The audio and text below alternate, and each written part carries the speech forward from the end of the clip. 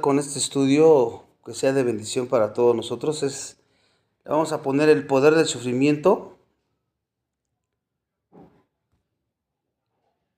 y vamos a empezar hablando de una pequeña introducción, pero vamos a orar. Padre, te damos gracias por la oportunidad que nos das nuevamente de estar aprendiendo de tu palabra. Sabemos que todos necesitamos de ti, todo el tiempo necesitamos estar expuestos a ella porque es la fuente que nos da consuelo, que nos fortalece, que nos recuerda nuestra esperanza, que pese a cualquier situación que podamos pasar, pues sabemos que tú estás con nosotros y además en las circunstancias difíciles es cuando más tenemos comunión contigo, porque es cuando más te buscamos, cuando más queremos estar contigo, y esa es una bendición tremenda. Ayúdanos a recordar siempre esto, y hoy ponemos en tus manos este estudio para que tú nos ayudes y nos des la iluminación para discernirlo, y que tú seas glorificado a través de él en cada uno de nosotros. Gracias por darnos esa oportunidad de estudiar tu palabra. Bendito seas, en Cristo Jesús oramos. Amén. Bueno, por lo regular siempre el ambiente que rodea la iglesia, hoy día siempre hay un énfasis que se pone en la creencia fácil y el cristianismo en pos de sentirse bien, que te sientas bien contigo mismo, y todo eso ha fomentado una actitud no bíblica entre cada uno de los creyentes hacia la existencia del sufrimiento y la persuasión en su vida del sufrimiento. No quieren, tratan de evitarlo lo más que se pueda, ¿no? Además de la aversión natural al dolor y la dificultad, pues muchos cristianos han incorporado el concepto de que los percances ni siquiera deberían cruzar nuestro camino, ningún percance, porque somos cristianos y no deberíamos de sufrir nada. Entonces, cuando varias dificultades nos sobrevienen, muchos creen que esas dificultades no provienen de Dios. Pero esa no ha sido la mentalidad de los cristianos de la época de la iglesia primitiva. Un ejemplo muy importante de cómo los cristianos de otras épocas se enfrentaron a la persecución lo vemos en el caso de Martín Lutero, el gran líder de la Reforma de allá del siglo XVI aproximadamente. Incluso antes de que se encontraran en pleno apogeo las polémicas y controversias de la Reforma, a Lutero se le conocía por su fidelidad a la verdad. Él decía, la firmeza con la que Lutero confiaba en las Sagradas Escrituras le confería gran autoridad a sus enseñanzas. Pero otras circunstancias favorecían aún más su firmeza. En su caso, cada una de las acciones de su vida siempre se correspondía con sus planteamientos. Se conocía que estos discursos no procedían meramente de sus labios, su origen estaba situado en su corazón y se constataba con toda su obra. Es lo que dice un libro de momentos de Martín Lutero. La postura más conocida de Lutero en favor de la verdad tuvo lugar en la primavera del 1521. Para ese momento ya había sido excomulgado de la Iglesia Católica Romana y se lo conocía por casi toda Europa como el crítico de puntera de la Iglesia. Lutero enseñó con fervor y persistencia la justificación por fe solamente y la supremacía de la autoridad de las Escrituras. La Iglesia se opuso a él en cuanto a estos y otros puntos y por todos los medios quiso silenciarlo. Se le ordenó comparecer ante una asamblea donde había líderes seculares y de la Iglesia. Ahí lo mandaron a comparecer. Ahí fue todo eso, ocurrió en Alemania y querían que explicara sus enseñanzas, ¿no? Y la asamblea tenía esperanza de que Lutero, bajo la intensa presión e intimidación de ser llamado a comparecer con ellos, pues pensaban y querían que él se retractara de sus criterios y le proporcionara un poco de paz a la iglesia y al imperio. que a través de sus enseñanzas, según ellos, pues herejes, pues estaba desviando la iglesia en aquel entonces, ¿no? La iglesia católica romana. Pero él se mantuvo firme en sus convicciones, y cuando los líderes de esa asamblea insistieron en que se retractara de todos sus planteamientos pasados, él se rehusó. A menos que me convenza, dijo, a menos que ustedes me convenzan con el testimonio de la Escritura o el razonamiento más evidente, a menos que quede persuadido por los pasajes que he citado, y a menos que así ellos, por medio de la palabra de Dios, aten mi conciencia, no puedo retractarme ni lo haré, porque resulta arriesgado para un cristiano hablar en contra de su conciencia. He aquí, esta es mi postura, y no adoptaré ninguna otra. Que Dios me ayude. Amén. Esas fueron las palabras que él dijo cuando lo amenazaron de que tenía que retractarse, y la forma en que él manejó esta confrontación y crisis personal testificó en favor de la grandeza y suficiencia de Dios.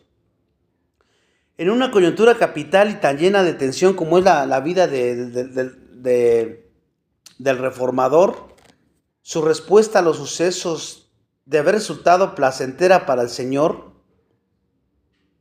lo que él respondió, eso le agradó al Señor, porque no negó ni se retractó. Él no respondió con ira tampoco, ni cuestionó a Dios por todas las dificultades que estaba teniendo, pues por mantenerse ahí firme. Tampoco se alejó de la situación como un cobarde. Por el contrario, él aplicó las promesas que Jesús dice en Mateo 10, 18, 20. Ahí en Mateo 10, 18, 20 que dice: y aún ante gobernadores y reyes seréis llevados por causa de mí, para testimonio a ellos y a los gentiles. Mas cuando se entreguen, no os preocupéis por cómo o qué hablaréis, porque en aquella hora os será dado lo que habéis de hablar, porque no sois vosotros los que habláis, sino el Espíritu de vuestro Padre que habla en vosotros. Resulta improbable que los cristianos a finales del siglo XX se enfrenten a la clase de oposición a la que se enfrentó Martín a principios del siglo XVI. En esa época fue cuando Martín existió y se enfrentó a esta terrible oposición. Pero también resulta improbable que la mayoría de los creyentes se enfrenten a la amenaza inminente del martirio, como en aquella época.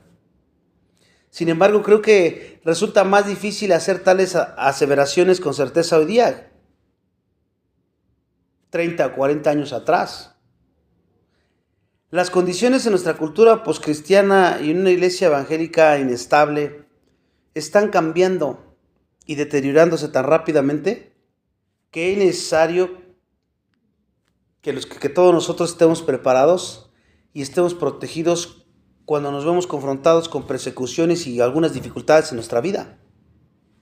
Job 5:7, él dice, Job 5:7 habla de la condición general de la humanidad y lo que debemos esperar, dice, pero como las chispas se levantan para volar por el aire, así el hombre nace para la aflicción.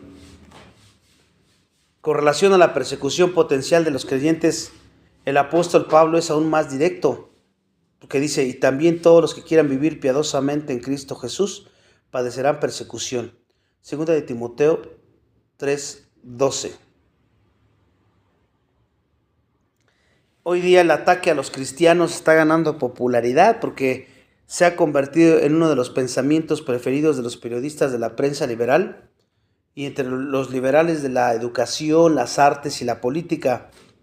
La intolerancia se ha vuelto a poner de moda y la forma políticamente correcta de la misma es asaltar a los cristianos, y con frecuencia aquellos que predican la tolerancia, el no ser sentenciosos, el intelectualismo, no los toleran a los cristianos.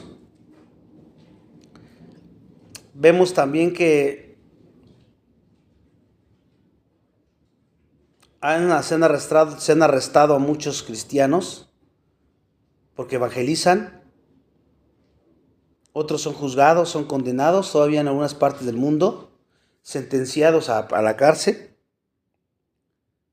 300,000 cristianos sufren el martirio cada año, 833 por día. Barrett concluye diciendo que la posibilidad mundial de convertirse en mártir como cristiano es una entre 200. Si los misioneros es más arriesgado cuando eres evangelista o misionero de tiempo completo, ¿no? Y hay una entre 50 si andas evangelizando en los pueblos o en los lugares nativos, de morir pues mártir. Hay una posibilidad entre 20 también. Es más peligroso cuando vas a evangelizar a lugares donde pues son nativos. Ciertamente con el incremento del secularismo impío y en la medida que nos acercamos al regreso de Cristo, podríamos esperar que creciera tal o tal persecución y hostilidad. Con sus tantas seducciones, Satanás usa el sistema del mundo constantemente para atraer y menoscabar a cristianos de todas las partes del mundo. La confrontación de los atractivos mundanos es aún más difícil para nosotros los cristianos. Las persecuciones sutiles de nuestra cultura con frecuencia conllevan el compromiso individual o en grupo y proporcionando bastante aceptación de los cristianos y de toda la iglesia, generalmente para influir en creyentes confiados. Un poco tiempo se vuelven apáticos muchos y temen hacer del cristianismo un problema. En medio como ese, se hace cada vez más difícil mantener un testimonio cristiano intachable. Pero en comparación, en sociedades totalitarias donde el cristianismo está relacionado con un alto costo, pudiera resultar más fácil mantener un testimonio consecuente. Por ejemplo, recuerdo una vez que le pregunté a un pastor, dice el MacArthur, un pastor ruso, si le resultaba difícil pastorear una iglesia local cuando la sociedad y el gobierno eran tan hostiles hacia el cristianismo. Y él dijo, resulta fácil. Siempre sabe la postura que adopta todo el mundo. Lo que no comprendo es, ¿cómo puede usted pastorear una iglesia donde los compromisos son tan comunes y sutiles? Si existen pensamientos confusos y expectativas equivocadas entre los creyentes con respecto a las persecuciones, también hay mucha mala interpretación con respecto al papel más general que desempeñan las pruebas en nuestra vida, o los sufrimientos y problemas en la vida cristiana. ¿Qué papel? Porque tendemos a olvidar incluso el hecho elemental de que todas las personas viven en un mundo caído, nosotros también. Somos criaturas pecadoras y que vivimos en una sociedad corrupta y maldita por el pecado. Nosotros no deberíamos quedarnos sorprendidos, perplejos ni resentidos cuando nos topemos con dificultades de cualquier tipo en esta vida. Job dice, el hombre nacido de mujer, corto de días y hastiado de sinsabores. Job 14:1. Y luego el salmista, Salmos 22:11. Salmo 22:11 dice, no te alejes de mí porque la angustia está cerca. El predicador en el libro de Eclesiastés resumió bien la dificultad de la vida cuando escribió, aborrecí por tanto la vida porque la obra que se hace debajo del sol me era fastidiosa, por cuanto todo es vanidad y aflicción de espíritu. Isaías 2:17. Más bien Eclesiastés 2:17. Jesús nos dijo en Juan 16:33, que debemos, en el mundo tendréis aflicción. Él mismo no evitó enfrentarse a las dificultades y experimentar sufrimientos de angustia. Marcos 14:33 y Marcos 11:33. Marcos 11:33, ahí donde vimos que Jesús entonces, al verla llorando, y a los judíos que la acompañaban también llorando, se estremeció en espíritu y se conmovió. También Pablo menciona, basado en la experiencia personal, da una lista de todos sus problemas. Estamos atribulados en todo, mas no angustiados, en apuros, mas no desesperados, perseguidos, mas no desamparados, derribados, pero no destruidos. Segunda de Corintios 4, 8, 9. Hasta el evangelista y misionero más grande de la historia, como Pablo, no era inmune a los sufrimientos, a las pruebas, ni a las persecuciones. Así entonces vemos que en la soberanía de Dios, toda clase de dificultades y percances son reales y se deben de esperar en nuestra vida si somos cristianos genuinos. Una razón primordial por la que a los cristianos en la actualidad nos cuesta aceptar el papel del sufrimiento en nuestra vida o en las vidas de amigos o seres queridos. ¿Por qué nos cuesta tanto aceptar el papel de esos sufrimientos? Porque no hemos logrado comprender y aceptar la realidad de la soberanía de Dios. Conocemos que Dios es soberano, pero no lo comprendemos al grado de que apliques esa soberanía. Otros no logramos ver la adversidad desde la perspectiva de Dios. Otro punto importantísimo. Y al hacer eso, pasamos por alto completamente el efecto positivo, fortalecedor y perfeccionador, pues que las pruebas deben de tener en la fe de cada uno de nosotros. Porque no aceptamos la realidad de la soberanía de Dios, no la aceptamos, no la comprendemos todavía. No vemos las cosas con la perspectiva de Dios, siempre las estamos viendo con la perspectiva de nosotros, o de los otros humanos. Y eso nos lleva a no vivir fortalecidos ni perfeccionados, porque nuestro enfoque está errado. Aquí vamos a estudiar de un modo más detallado las razones del sufrimiento y vamos a analizar algunos de los propósitos que Dios tiene con las pruebas y las persecuciones. Vamos a analizar las vidas de varias personas de la Biblia que enfrentaron y resistieron el sufrimiento de formas extraordinariamente piadosas. Vamos a ver a Esteban, que fue el primer mártir de la iglesia, los 3 amigos de Daniel, cuando estaban en el horno abrasador, y Daniel en el foso de los leones. También vamos a ver una perspectiva del ministerio lleno de persecuciones de Pablo también. Pablo tuvo la perspectiva correcta sobre el sufrimiento siempre y constituyó un modelo de conducta para todos nosotros. Filipenses 3, 7, 11.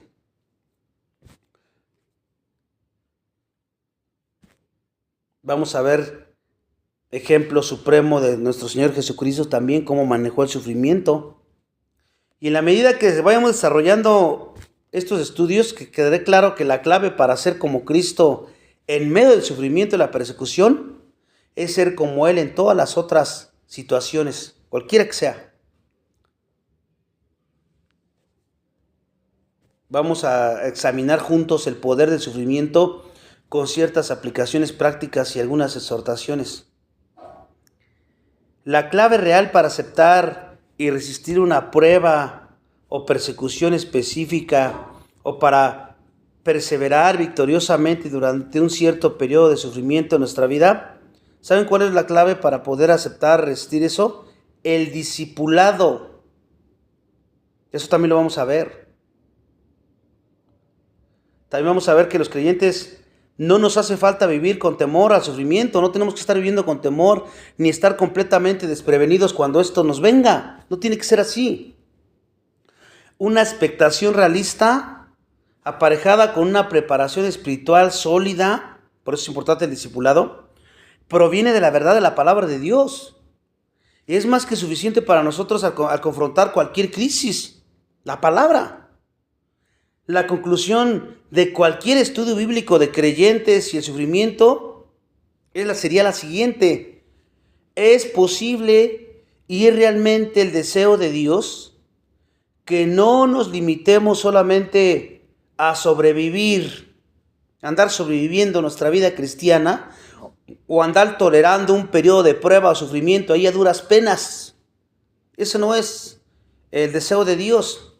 Lo que Dios quiere es que la experiencia, aunque sea muy difícil, la que estemos atravesando o en un momento pasemos por ahí, sea finalmente positiva, con una perspectiva correcta de Dios, una experiencia que nos puede fortalecer y que va a purificar nuestra fe, como lo dijo Job, allí en 23:10, Job 23:10. También lo vamos a ver. El anhelo de nuestro corazón es que a través de estos estudios tengamos nuevos criterios frescos sobre el papel del sufrimiento en tu vida y en mi vida. Oramos a Dios para que desaparezca cualquier duda o concepto erróneo que tengamos sobre el lugar que ocupa el sufrimiento en el plan de Dios. Y que entonces por medio de su gracia nos conformemos aún más a la imagen de Cristo, a la medida que comprendemos mejor el poder purificador que el dolor y la adversidad ejercen en cada vida de cada uno de nosotros. Eso es en resumidas cuentas lo que vamos a ver. Y vamos a empezar el sufrimiento en el plan de Dios. El sufrimiento en el plan de Dios. A veces el sufrimiento siempre lo vemos como negativo. Vemos muchos informes trágicos de muerte, desastres, violencia y toda una variedad de noticias sencillamente desconcertantes en muchos grados diferentes y que aparentemente son inexplicables, ¿verdad? Por ejemplo, durante el año 1994 ocurrieron varios accidentes de magnitud, incluso un accidente aéreo cerca de Pittsburgh y el vuelco en forma de campana de un transbordador en el mar Báltico. Las personas estaban casi obsesionadas con encontrar los motivos de por qué pasaron esas cosas. Es natural querer saber pues, las motivaciones terrenales directas que conllevan a acontecimientos tan tristes, ¿no? O perturbadores o trágicos como ocurren hoy día. Por el contrario, la mayoría de las personas se niegan a buscar más allá de lo temporal, porque su mente está en lo temporal, en lo terrenal. Entonces quieren buscar respuestas pues, que se ajusten a donde está en su corazón. Y en vez de buscar respuestas espirituales en la Biblia, pues obviamente no lo hacen, hablamos de incrédulos, ¿verdad? Sin embargo, nosotros como cristianos, que estamos bíblicamente cultivados, nos damos cuenta de que la soberanía de Dios desempeña un papel en todos los sucesos que ocurren. Desde el más agradable que te pueda ocurrir en la vida y fácil de aceptar hasta el más traumático y difícil que no logres entender. Pero puede que hasta el creyente más maduro en ocasiones tenga que esforzarse para aceptar o incluso percibir los propósitos que Dios tiene con la adversidad, aunque seamos muy maduros. Aquellos que no reconocen el papel soberano del Señor, vamos a tender a cuestionar el por qué me está pasando esto a mí, por qué a mí, qué está sucediendo, ¿no? Eso, cuando estás esa pregunta es porque no has entendido los propósitos de Dios en la adversidad como creyente. No has entendido la soberanía de Dios. Los autores de antiguos himnos con frecuencia tenían una perspectiva propia de la adversidad. Por ejemplo, hay un himno ahí en el siglo XVII que dice: lo que mi Dios ordene, haré. Santa su voluntad permanece. Quieto estaré, haga lo que haga Él, y lo seguiré a donde me guíe. Él es mi Dios, por oscuro que sea el camino, Él me sostiene para que no caiga yo, porque en sus manos encomiendo mi vida. Estamos hablando de una total plena confianza en la soberanía de Dios en este himno. Y podemos contar con la seguridad de que aunque no veamos ni comprendamos el motivo de una adversidad específica, y que nos pueda caer desaprevenidos, a Dios nunca le cae desaprevenido. No se le salió de las manos. Jesús, como Hijo de Dios, sabía que debían esperarse pruebas y persecuciones entre las experiencias de todos los creyentes genuinos a través de los siglos. Jesús predecía muchas veces la hostilidad del mundo. En medio de su discurso en el aposento alto, Jesús dijo: si el mundo os aborrece, sabed que a mí me ha aborrecido antes que a ustedes.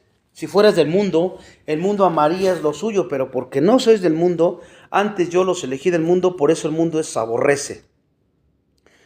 Juan 15, 18 y 19. Juan 15, 18 y 19. Y este planteamiento sencillamente reafirmó lo que él había dicho antes de su ministerio durante el Sermón del Monte. Bienaventurados los que padecen persecución por causa de la justicia, porque de ellos es el reino de los cielos.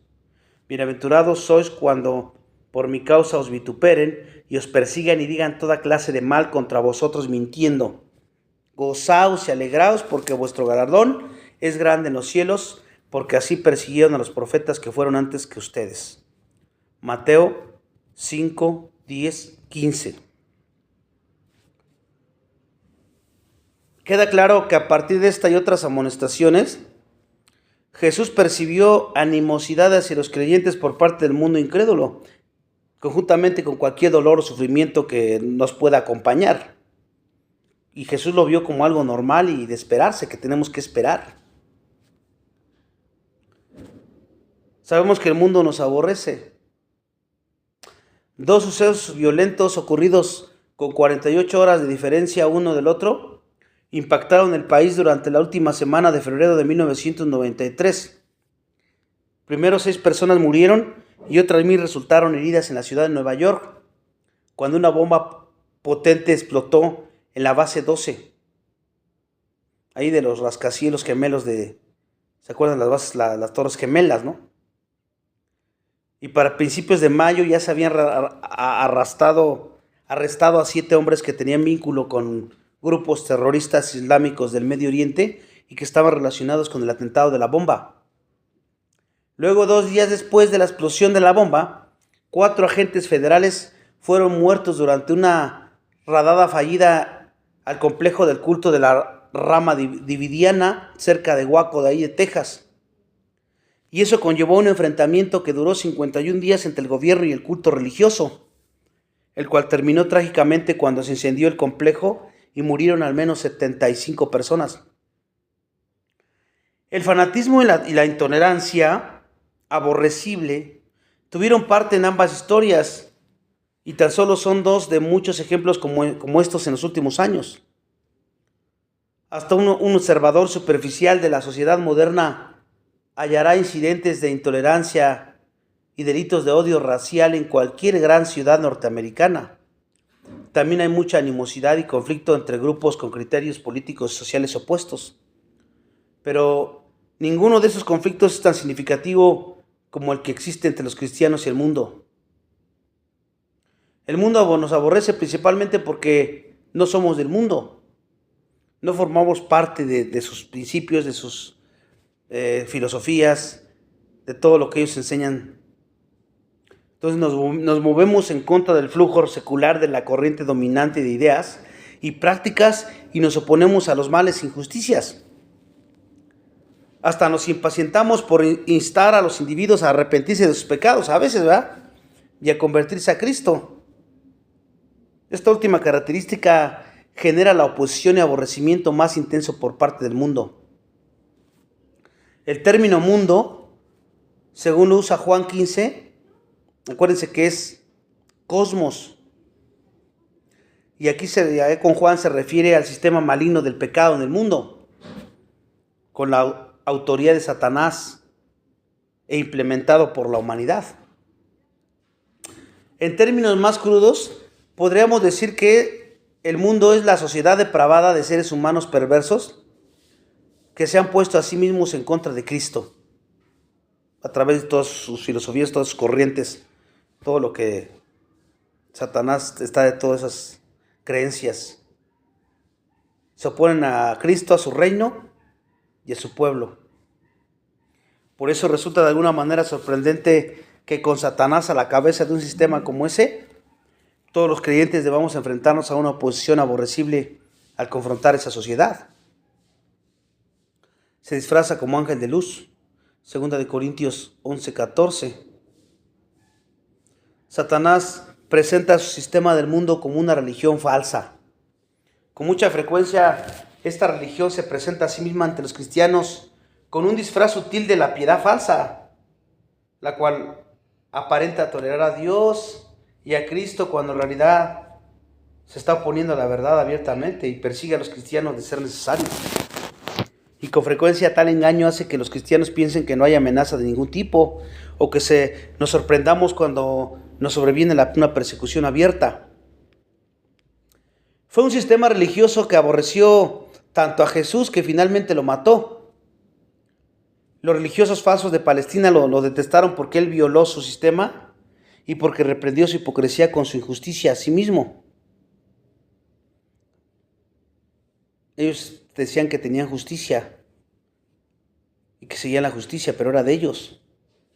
Y si recordamos a Abel, en Génesis 4, también fue muerto. ¿Por qué? Por la religión falsa personificada con un ser humano que era Caín. Porque él fue el primero que empezó a querer adorar a Dios a su manera. Ya vemos que la religión es querer adorar a Dios a tu manera, no como Dios dice, sino cualquier manera preconcebida que tú tengas. Ya no es como él dice, sino como tú dices que es. Te dices que la palabra dice esto. No me importa, yo sigo haciéndolo de esta manera, yo sé que está bien. Eso lo quiso Caín. Quiso llevar una ofrenda no como Dios la pidió, sino como él quiso. Después el versículo 1 de Juan 3:12. Versículo de primera de Juan 3:12. Primera de Juan 3:12. Nos proporciona un comentario sobre lo que hizo Caín. Dice, no como Caín, que era del maligno y mató a su hermano. ¿Y por qué causa lo mató? Porque sus obras eran malas y las de su hermano eran justas. Por la naturaleza del sistema falso de Satanás a través de los siglos, con su posición maligna e implacable del reino de Dios, resulta importante que nosotros los cristianos nos demos cuenta de que no formamos parte del mundo en ese aspecto. Dios nos ha llamado a dar el paso al frente por Cristo en medio de una sociedad pecadora. El sistema a la vez el enemigo y al mismo tiempo es el campo misionero. Esta amonestación guarda buena correlación con lo que Jesús ya dijo. Vosotros sois sal de la tierra, pero si la sal se desvaneciera, ¿con qué será salada? O sea, no sirve para nada, sino para echarse fuera y hollada por los hombres. Vosotros sois la luz del mundo, una ciudad sentada sobre un monte no se puede esconder. Mateo 5, 13, 14.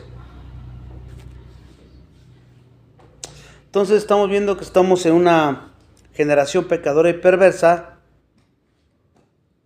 Si somos obedientes y tomamos con seriedad los mandamientos bíblicos, no nos debe de sorprender la hostilidad y la persecución, ¿verdad? El propio Jesús se enfrentó a una fuerte oposición por parte del pueblo de su época, incluso cuando lo reprendieron de un modo más indirecto con respecto a su actitud espiritual. Ahí Lucas 4, 25, 30. Lucas 4, 25, 30. Entonces ya vimos por qué el mundo aborrece a los cristianos, ¿no? De alguna otra manera, tu vida de integridad nos va a hacer mostrarse mal con su pecado y eso no les gusta. Ahora, ¿por qué aborrecen a Cristo? Bueno, pues si los líderes religiosos odiaban tanto a Jesús, los creyentes de un día podemos esperar que las cosas se nos faciliten más a nosotros, ¿acaso? Pues claro que no. Jesús dice en Juan 15:20, acordaos de la palabra que yo os he dicho. El siervo no es mayor que su Señor. Si a mí me han perseguido, también a vosotros os perseguirán. Si han guardado mi palabra, también guardarán la vuestra. Si como cristianos estamos en Cristo y Cristo está en nosotros, el mundo nos aborrecerá tal como aborreció a Cristo. Es otro motivo por el cual nos aborrece. Si recibimos sufrimiento y persecución del mundo porque representamos a Jesús, experimentamos la fraternidad de sus sufrimientos. Los discípulos en Hechos 5:41, después de que fueron azotados por las autoridades religiosas, por continuar estaban enseñando ahí, ellos estaban con gozo, salieron del concilio gozosos de haber sido tenidos por dignos de padecer afrentas por causa de Jesús, de su nombre. Pablo también sufría y entendía de la misma manera. Otra tercera razón por la que el mundo nos aborrece es porque no conocen a Dios. Juan 15, aunque digan que sí, obviamente, ¿no? Todos dicen que sí. Mas todo esto os harán por causa de mi nombre, porque no conocen al que me ha enviado, dice Jesús. Juan 15, 21. Y tal ignorancia de Dios ha contribuido grandemente a una degradación moral y espiritual horrible. Ignorancia de la verdad y hostilidad hacia lo que es correcto. De muchas maneras, la sociedad moderna refleja las condiciones en que ministraba Pablo en el siglo I. Porque cuando Pablo predicaba en Atenas, se dio cuenta de la equivocada que estaba la religión del pueblo. Se puso de pie Pablo y ahí en medio del Areópago dijo: varones atenienses, en todo observo que sois muy religiosos, porque pasando y mirando vuestro santuario, hallé también un altar en el cual estaba esta inscripción: al Dios no conocido, al que vosotros adoráis, pues sin conocerles a quien yo os vengo a anunciar. Hechos 17, 22, 23. Ahí podemos ver que Pablo describió una apatía e ignorancia hacia el verdadero Dios y una superstición hacia los falsos dioses. Sin el comentario de Pablo fácilmente podríamos inferir que muchos incrédulos son personas sinceramente morales y religiosas, ¿verdad? Podremos pensar eso, y que no están afectados realmente por el pecado, porque muchos sí son, los ves muy moralmente buenos y muchos muy religiosos, muy devotos. Pero una percepción como esa nos puede llevar a restarle importancia a la oposición del mundo, a no ponerle el empuje suficiente a nuestro evangelismo, porque tú piensas que están bien. Con frecuencia no tomamos con seriedad Romanos 1:18, que dice que en su ilustración del pecado natural del mundo y su rechazo voluntario de la revelación de Dios, el sistema del mundo aún no conoce a Dios, por muy religioso o moralmente que sea. No importa cuánta tolerancia o dispuesto a aceptar pueda parecer cuando obra a través de la religión falsa, porque es mentira. Aún así, aunque con el simple hecho de estar en una religión falsa y enseñar una religión falsa, es un tipo de aborrecimiento a Dios, a Cristo y a los creyentes. Hay oposición, y por consiguiente cualquiera que sea la persecución o dolor que recibamos, pues no debería de agarrarnos desprevenidos. Muchos creyentes actuamos como si hubiéramos acabado con el problema del aborrecimiento del mundo. Creemos que somos amigos del mundo, pero se nos olvida de la amonestación de Juan: si alguno ama al mundo, el amor del Padre no está en él. Primera de Juan 2:15. Y Santiago dijo: cualquiera pues que quiera ser amigo del mundo se constituye enemigo de Dios. Santiago 4:4.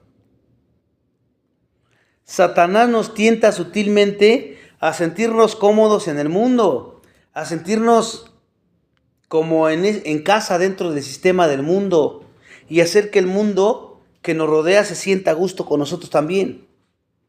No tenemos intenciones de ofender a nadie, pero eso no es lo que Jesús tenía en mente. Tampoco era el método de Pablo. Dice: pues ya que en la sabiduría de Dios el mundo no conoció a Dios, mediante la sabiduría agradó a Dios salvar a los creyentes por la locura de la predicación. Porque los judíos piden señales y los griegos buscan sabiduría, pero nosotros predicamos a Cristo crucificado, para los judíos ciertamente tropezadero y para los gentiles locura. Mas para los llamados, así judíos como griegos, Cristo, poder de Dios y sabiduría de Dios, porque lo insensato de Dios es más sabio que los hombres y lo débil de Dios es más fuerte que los hombres. Primera de Corintios 1, 21, 25.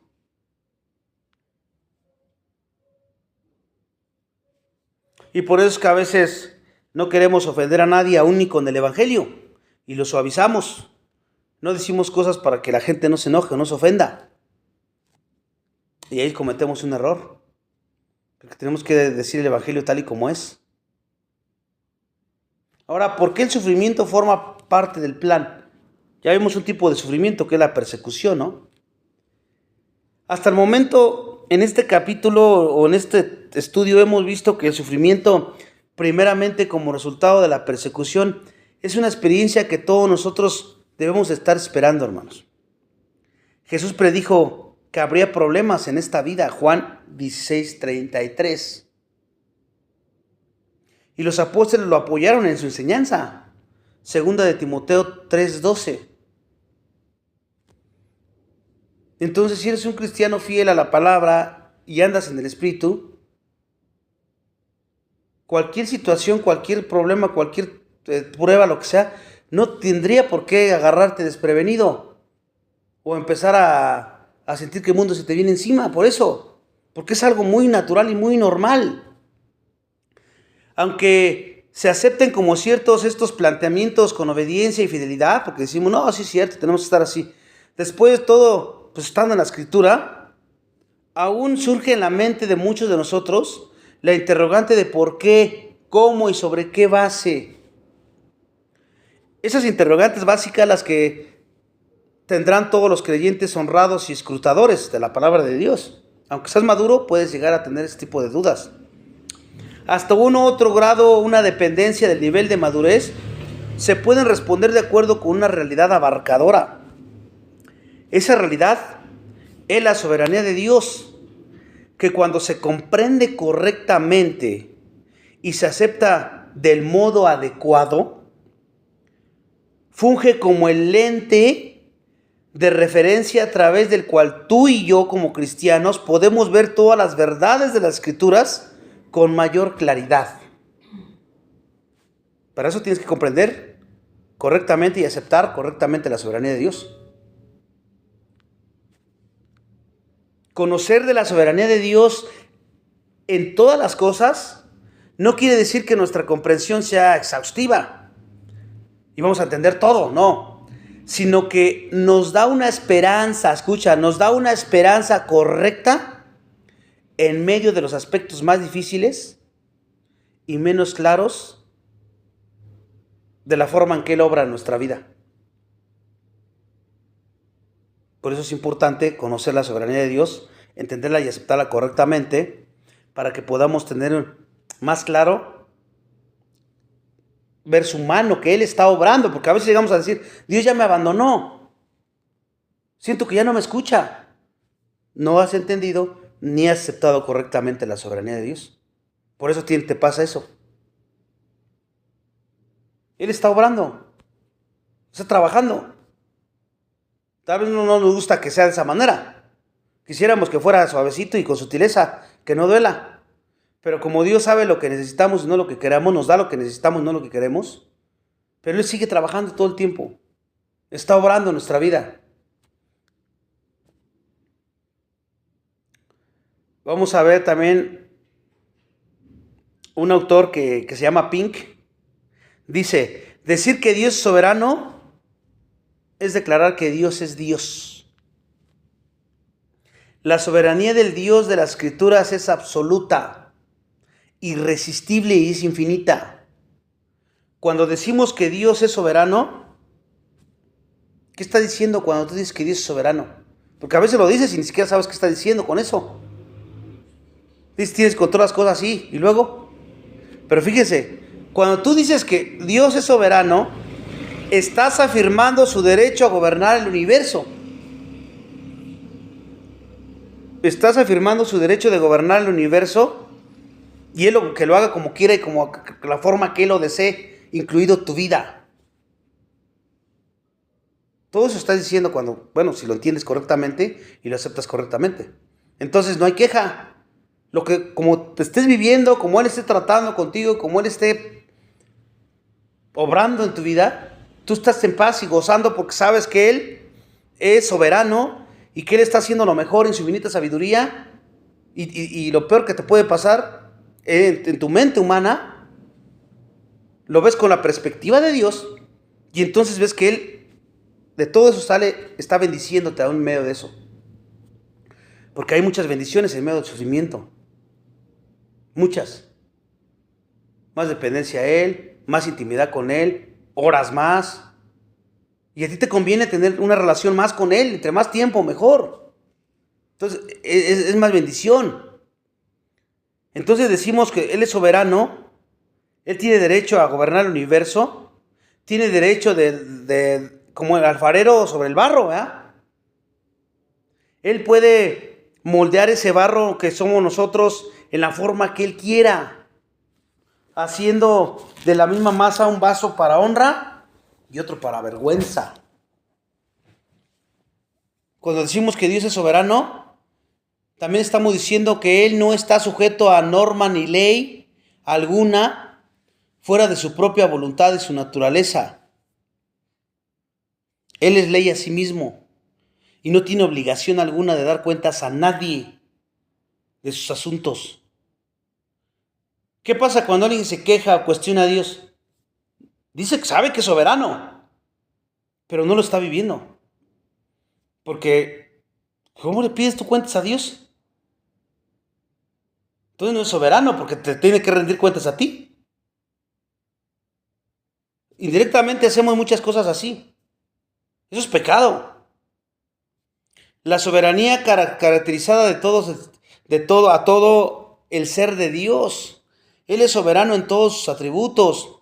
Es soberano en el ejercicio de su poder. Lo ejerce como Él quiera, cuando quiere y donde quiere. Este hecho está aprobado en cada página de las Escrituras, hermanos, ¿o no? Ahí está aprobado todo. Durante largo tiempo ese poder parece estar dormido, ¿verdad? Pero de repente surge con potencia irresistible. ¿Se acuerdan que el faraón se atrevió a poner impedimento a que Israel saliera a adorar a Jehová en el desierto? ¿Y qué ocurrió? Dios ejerció su poder. No se iba a quedar así. Su pueblo fue liberado y sus crueles capataces muertos. Pero poco después los amalecitas se atrevieron a atacar a esos mismos israelitas con el desierto. ¿Y qué ocurrió? Interpuso Dios su poder en esta ocasión y extendió su mano como lo hizo en el Mar Rojo. O sea, no actuó de la misma manera. ¿Fueron esos enemigos de su pueblo inmediatamente abatidos y destruidos? No. Fíjense, allá con el faraón, él interviene y acabó con todos y los mató ahí cuando cruzaron el mar. Pero después, cuando ya estaban en el desierto, los amalecitas atacaron a Israel. Y ahí Dios no actuó así. Jehová dijo: juro que tendría guerra con Amalec de generación en generación. Éxodo 17:16. O sea, no los exterminó como al faraón ni como a los... Bueno, no los mató más bien porque... Sino aquí les dijo: voy a tener guerra con ellos, generación tras generación. Asimismo, cuando Israel entró en la tierra de Canaán, el poder de Dios fue manifiesto nuevamente de forma memorable. ¿Se acuerdan la primera ciudad que fue conquistada? Jericó. Impedía el avance de los suyos. ¿Y qué sucedió? Israel no usó un solo arco, ¿verdad? Ni le dio un solo golpe. Jehová alzó su mano y los muros cayeron a plomo. Mas este milagro no se repitió jamás, hermanos. No fue ahí. Porque ninguna otra ciudad cayó de forma semejante. Todas las demás tuvieron que ser tomadas a espada, hermanos. Nada más esa, le dijo: den 7 vueltas y gritan a la última y yo voy a tirar. Pero en las otras, ellos tenían que entrar a pelear con la espada. A partir de ese análisis podemos inferir que la soberanía de Dios es todopoderosa, pero fíjense, no siempre predecible, o sea, no siempre va a actuar como tú crees o piensas.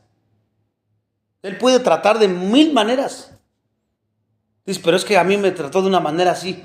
O en la Biblia trató, pues sí, pero Él puede hacerlo de diferentes maneras, como los ejemplos que acabo de dar, que no con todos trata de la misma manera. Entonces, su forma de actuar poderosa, todopoderosa, es impredecible a la vista humana. Dios tiene la libertad de hacer o no hacer lo que le plazca en cualquier situación dada. Y no está obligado de ninguna manera a repetir la misma acción en una situación o en una situación semejante como lo haya hecho en alguna ocasión. No está obligado a hacerlo así. Es de esa manera que Dios soberanamente decide. Es como su parte del plan. Él decide en su manera. Por eso Pedro dice que cuando se hallen en diversas pruebas, Santiago igual lo menciona. ¿Por qué? Porque hay de todos colores y sabores. Y solamente Dios decide en su plan traer el sufrimiento a tu vida como Él quiere, como quiere, el sabor que quiera y de la manera que quiera. No a todos es lo mismo. En circunstancias diferentes puede suceder, ¿verdad? Como por ejemplo en Isaías 45:7. Isaías 45:7 dice: yo que formo la luz y creo las tinieblas, que hago la paz y creo la adversidad. Yo, Jehová, soy el que hago todo esto. Por su poder soberano, a los que aman a Dios, escuchen, todas las cosas la ayudan a bien. Esto es a los que conforme a su propósito son llamados. Romanos 8:28. Entonces, fíjense cómo podemos ver que entonces el campo global de Dios, de su operación de Dios, es global. Por eso, los sufrimientos, las pruebas, las persecuciones y toda clase de adversidad que se puedan enfrentar en nuestra vida están bajo el control soberano de Dios y se pueden originar como parte de su plan de Él. Aunque tú no lo entiendas o no lo aceptes de buena gana. Y si lo estás haciendo, qué bueno, porque todos tienen la perspectiva correcta. Estás viéndolo en su mente de Él, no la tuya. Por eso siempre decimos, pon la mirada en Cristo. Eso también significa, todo tómalo con una perspectiva bíblica, con una perspectiva de Dios. No lo tomes con tu percepción porque es emocional, es sentimental. Tienes la concupiscencia y lo vas a distorsionar todo. Entonces, fíjense. Saber que cualquier sufrimiento que podamos experimentar es parte del plan de Dios, el saberlo, eso tiene que generarte consuelo, hermano o hermana, en algún momento. Sin embargo, como con cualquier aspecto de la verdad en la vida cristiana, el conocimiento intelectual no constituye un paralelo exacto del conocimiento experimental, porque una cosa es que tú conozcas las cosas por intelectualmente y otra que los experimentes, ¿verdad? No es lo mismo que veas Cancún en la tele, estás viendo cómo es intelectualmente, pues ahí te das una idea, a que estés allá disfrutando. Son dos cosas muy diferentes. Sí, lo mismo aquí en este aspecto que estamos viendo aquí. Entonces, hasta que sabemos cómo reaccionamos cuando llevamos a la práctica cierta verdad, porque eso es lo importante aquí. Nosotros estamos aprendiendo la Biblia y sabemos la verdad y muchas verdades. Pero fíjense, hasta que tú no sepas cómo reaccionas ante esa verdad, te puedes dar cuenta de tu madurez espiritual. ¿Cómo estás reaccionando? Pues se trata de que ya la sabes. ¿Cómo reaccionas? Ya di un ejemplo ahorita de la soberanía de Dios. La afiliación intelectual, lo puedes tener aquí en tu mente nada más, no cuenta para nada, hermanos. Por eso un sabio no es alguien que sabe mucho, nada más intelectualmente hablando. Es aquel que practica más y más y más la palabra de Dios. Esas verdades que tú sabes. Poner a prueba la validez de lo que profesamos los creyentes constituye una de las razones fundamentales por las que Dios permite el sufrimiento, hermanos. Él dice, ya sabes mucho. Pues ahora quiero ver cómo reaccionas. ¿Cómo aplicas esto que ya sabes? Y por eso, Él a veces permite eso. Porque quiere llevarte al siguiente nivel. Quiere que seas sabio, hombre o mujer. Pues si nada más lo sabes, no lo aplicas, no eres sabio. Y Dios quiere que seas sabio. Una manera segura de probar la autenticidad de un diamante, ¿cómo es? Los joyeros dominan la prueba del agua. La imitación de una piedra nunca brilla igual que una auténtica, pero no siempre resulta fácil detectar el contraste por medio del análisis común o simple vista. Los joyeros saben que poner un diamante genuino y una imitación uno junto al otro en agua, pues va a revelar las diferencias, sí o sí, porque se va a ver diferente. Fíjense, ¿qué va a pasar? El auténtico diamante continuará resplandeciendo con el mismo brillo debajo del agua, mientras que la imitación pierde prácticamente todo el brillo. Y es una prueba de que, porque afuera del agua pues se ven igual, resplandecen igual, pero mételos al agua y ahí te vas a dar cuenta. ¿Por qué les estoy diciendo esto? Porque es una analogía de esta ilustración. Muchas personas que están muy confiadas en la autenticidad de su fe y que dicen, no, yo ya estoy bien maduro, yo ya ando bien, sé mucho, se dan cuenta de que realmente son bien débiles cuando se sumergen en las aguas de la adversidad y de las pruebas. Pues no que pues no que muy fuerte, que tú ya eres el Juan Camaney y que tú dices que aquello. Y entonces en las pruebas te das cuenta que eres más débil. O sea, Dios te pone en tu lugar básicamente. Y luego se demuestra que la supuesta brillantez diamantina de tu fe no es más que una imitación de fe. Pues no que muy fuerte. Esto es puro polvorón lo que estás armando ahí. Y Dios lo hace evidente para que te des cuenta. Y entonces corrijas. Y en vez de seguir sembrando heno, hojarasca y madera, realmente en tus cimientos que estés echando sean oro, piedras preciosas, como lo hemos estado viendo, ahora ya lo entienden más. Sin embargo, sumerja al verdadero Hijo de Dios, alguien que realmente está fuerte, alguien maduro, en el agua de una prueba. ¿Y qué va a pasar? Su fe resplandecerá como el brillo, como Job. Fíjese, o sea, las pruebas no te destruyen tu fe, ni te la hacen menos. Al contrario, la hacen resplandecer más, como los diamantes. ¿Y qué pasa si no es así? Pues pídele perdón a Dios porque eres bien débil o eres muy incrédulo. Porque no estás corriendo lo que debería de haber ocurrido, lo que tú decías que eras. O lo fuerte que eras. ¿Te acuerdan que eso le pasó a Pedro? No, yo contigo hasta la muerte, yo me voy contigo. No es cierto. A la primera de cambios, se escondió. Creo en la sumersión en agua caliente, creo que nos mantiene limpios. Por último, para terminar este estudio, al parecer queda claro entonces que la razón más importante por la que Dios nos pone a prueba a través del sufrimiento, hermanos, es probar la fuerza de tu fe. ¿Qué tan fuerte está? Vemos allá un ejemplo allá con Abraham en Génesis 22. Allá fue la prueba más severa a la que cualquier ser humano se haya enfrentado jamás. ¿Se acuerdan cuál fue la prueba?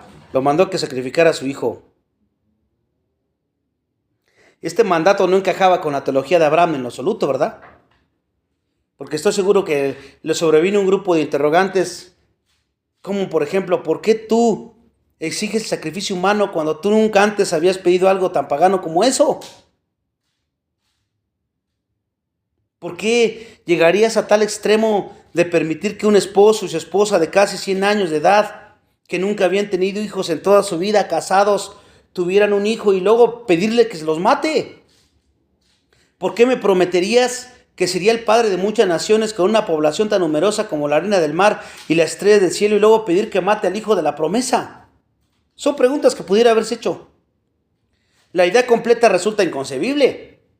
Era una prueba que no tenía sentido humanamente hablando.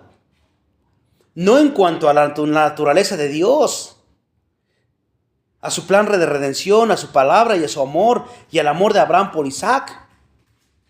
Además de estos factores, esta prueba fue quizá la más severa para un ser humano porque Dios dijo al propio Abraham que matara a Isaac. Una cosa es que veas tú morir a tu hijo y otra cosa que te manden que tú mismo lo mates. ¿Verdad? Son dos cosas muy diferentes. Una lectura sencilla, ya la sabemos ahí en Génesis 22. Se levantó de la mañana, fue allá y iba dispuesto a matarlo. Abraham reveló una fe sorprendente en esta situación. Él obedeció a Dios de inmediato, sin preguntas ni argumentos, hermanos. ¿Se dan cuenta? Y si alguien tenía que cuestionar a Dios, argumentos para cuestionarlo, era Abraham, como las preguntas que dije. Pero él no dijo nada. En los versículos 5 y 8 él expresó primero que todo la confianza íntima que él tenía en que él y Isaac regresarían, y segundo, que Dios proveería un cordero para el holocausto. Esos elementos sugieren que en lo profundo de su corazón Abraham sabía que Dios actuaría en consecuencia con su carácter y con su pacto. Puede que Abraham no haya sabido específicamente cómo actuaría, pero el pasaje demuestra que él tuvo una buena idea. Génesis 22, 9, 12 es la parte culminante de la gran prueba de Abraham. Génesis 22, 9, 12. Dice: cuando llegaron al lugar que Dios le había dicho, edificó allí Abraham un altar y compuso su leña y ató a Isaac su hijo y lo puso. Y se acuerdan que estaba a punto de clavar la espada, el cuchillo, y cuando un ángel lo detuvo. Y dice: no hagas nada, porque ya conozco que temes a Dios, por cuanto no me rehusaste tu hijo, tu único. Este breve examen de este episodio crucial en la vida de Abraham demuestra cómo Pablo puede decir: si Abraham creyó en Dios y le fue contado por justicia. Sabed por tanto que los que son de la fe, estos son hijos de Abraham. Gálatas 3, 6, 7. Abraham estaba preparado para degollar a su propio hijo. Él se mostró sumiso, obediente y dispuesto a adorar a Dios a cualquier costo. Dios aceptó la disposición de Abraham como evidencia de su fe y lo vistió de justicia. Hebreos ofrece otra anécdota de Abraham. Dice: por la fe Abraham, cuando fue probado, ofreció a Isaac, y el que había recibido la promesa ofrecía a su unigénito, habiéndoles dicho: en Isaac te será llamada descendencia. Hebreos 11, 17, 19. Abraham estaba dispuesto a matar a su propio hijo porque él creía en que Dios cumpliría su promesa de una progenie para Isaac. Aunque el Señor tuviera que resucitar a Isaac muerto, aunque para nuestro conocimiento Abraham nunca había conocido de una resurrección, pero él sin embargo creía. Una obediencia extraordinaria como esta ante la más severa de las pruebas nos informa que un creyente en la actualidad puede resistir la más difícil de las pruebas que se puedan imaginar si confías incondicionalmente en Dios, en su soberanía. Tienes una percepción correcta de su soberanía y la aceptas correctamente. La prueba de Abraham también nos informa que las pruebas que Dios nos pone pueden implicar a personas que queremos mucho y a quienes tenemos en muy alta estima, como por ejemplo tus hijos, tus hijas, tu esposo, tu esposa, tus amigos íntimos. Puede que tengamos que ofrecer a nuestro propio Isaac, entregarle al Señor nuestros seres más queridos. Puede que tengamos que dejarlos andar en el camino de Dios en lugar de aferrarnos a ellos para que vivan de manera que preferimos. Podemos concluir que mientras más difícil sea la obediencia, es más excelente para Dios, hermanos. O sea, entre más obedezcas en la prueba, más difícil, eso trae más gloria a Dios. Abraham obedeció a Dios al extremo y como resultado se convirtió en el modelo de fe. Por eso cualquiera que tenga fe en Dios y por ende esté justificado, es un hijo de la descendencia espiritual de Abraham. Si confiamos en Dios como lo hizo Abraham, pues podemos estar confiados en cualquier prueba. El relato de la gran prueba de Abraham en la tierra de Moriah es quizás el ejemplo mágico de una prueba reveladora de fe, pero ciertamente no es la única ilustración del Antiguo Testamento que podríamos ver. Segunda de Crónicas 32, 31. Segunda de Crónicas 32, 31, y con eso cierro. Resume la prueba de Ezequías, puesta que el Señor, al plantear que el propósito era para hacer conocer todo lo que estaba en su corazón, por eso lo probó. Tú a veces con una prueba te das cuenta de lo que hay en tu corazón. Dios lo revela. Y te das cuenta del 1 al 10 a dónde está tu fe. ¿Qué te falta crecer? Depender. Con toda seguridad, Dios no tiene que probarnos a ninguno de nosotros para descubrir lo que hay en nuestros corazones. Acuérdense que Él ya lo sabe.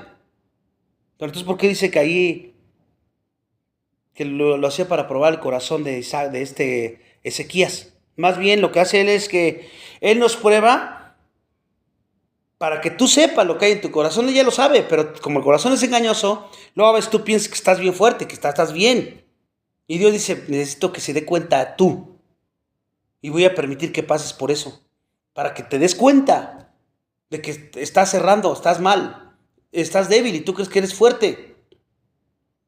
Y que necesitas reforzar mi palabra, mi invitación, mi obediencia, porque te quieres dormir en tus laureles.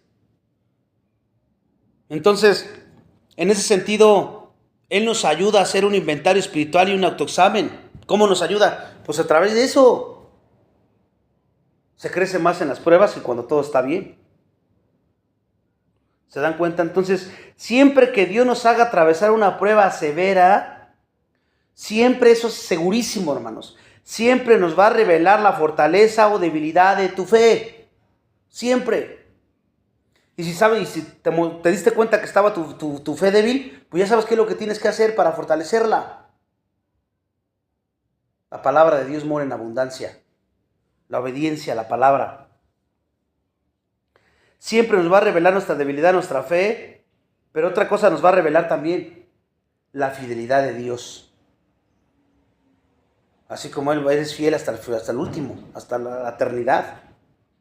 Si por gracia mostramos una fe fuerte, porque es por gracia, no porque seamos muy fuertes nosotros, esto nos debe alentar entonces que venga la prueba y tú te mantengas firme, decir, te va a alentar, porque dices, gracias Señor por la fe que me has dado, es férrea, pero la puedo volver más fuerte en la medida que continuemos estudiando la palabra y soportando las pruebas, confiando en el Señor. Job 42, 1-6. Job 42, 1-6. Él pensaba que era muy fuerte Job, pero al final dice, de oídas te había oído, pero ahora mis ojos te ven. O sea, te conozco más por experiencia. ¿Se dan cuenta lo importante que entender todo esto? Aquí vamos a terminar. El siguiente estudio vamos a ver la lección de la humildad. La lección de la humildad. Vamos a orar. Padre, te damos gracias por la oportunidad que nos da nuevamente de seguir aprendiendo estos principios tan importantes en nuestra vida. Ayúdanos a conocer, seguirte conociendo por experiencia, aunque a veces eso duela. Que todas las verdades que estamos aprendiendo las podamos aplicar, las podamos responder de acuerdo a ellas.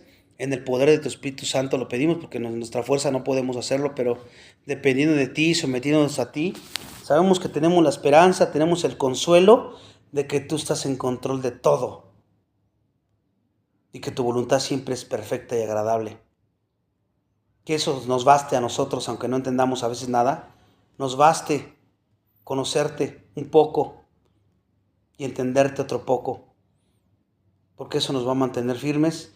Y ayúdanos para que cuando venga o estemos en la prueba, permanezcamos firmes, sabiendo que es por gracia y porque tu gracia nos sostiene. Y de esta manera seguir predicando el Evangelio, para que otros también puedan conocer esa fortaleza que tú das en medio de las pruebas, solamente a través de tu Hijo Jesucristo, dependiendo absolutamente de tu palabra y obedeciéndola para tu gloria y para tu honra. Esa es la clave. La fortaleza no viene por arte de magia, como alguna forma mística, ni el consuelo tampoco, sino es entender correctamente y comprender y aplicar correctamente tu soberanía. Te pedimos para que así sea todos los días de nuestra vida. Es en Cristo Jesús que oramos. Amén.